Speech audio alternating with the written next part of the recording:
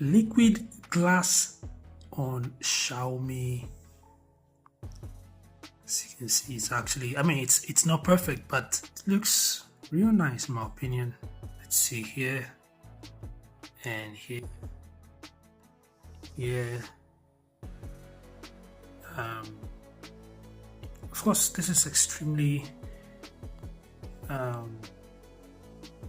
let's say limited, not completely perfect, but it's quite nice, you know. See here.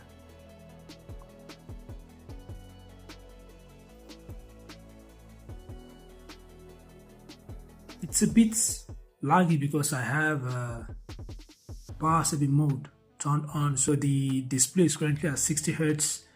Let's see if it's going to improve if I turn off power saving mode. So let me go over to settings and display brightness. As you can see, now it's at up to 144 hertz, so I think it's running at 120 hertz at the moment, and I could actually just set it at 144 hertz directly. Let's go to Play Store first, so I could show you the launcher. This is the app, Liquid Launcher. Okay, so go over to Play Store like this, search for Liquid Launcher, Liquid Glass Launcher, and you select this one, Liquid Launcher OS 26, so by Grice Mobile.